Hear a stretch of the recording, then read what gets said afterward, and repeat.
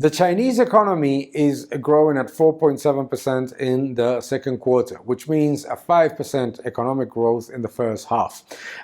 We can see this as we have seen in so many headlines in the press saying that this is below expectations, and it is, but we also need to understand that this 4.7% economic growth is happening with an extreme level of global polarization, trade wars, and of course the challenges of the real estate sector that weighed between 18 to 23% of GDP in the past. So 4.7% economic growth is not bad at all.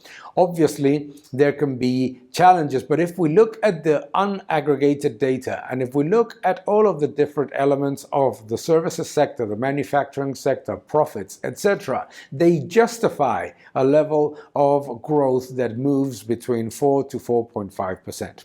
Those levels are showing that it has been a good decision not to implement massive stimulus packages and massive fiscal stimulus plans, because if there's anything and any lesson that we can draw from the experience of the economic development of China is that it is precisely the excessive levels of government spending and excessive levels of stimulus that have generated the challenges in the real estate and construction sector right now. So 4.7% is below consensus. Absolutely it is.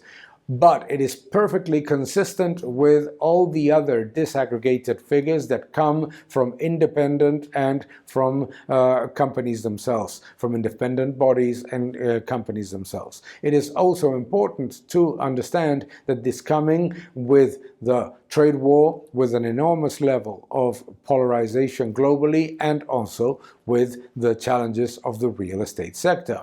And it is proof that if China had implemented a massive stimulus plan, it would have generated more debt, more excessive capacity, and certainly more problems for the future.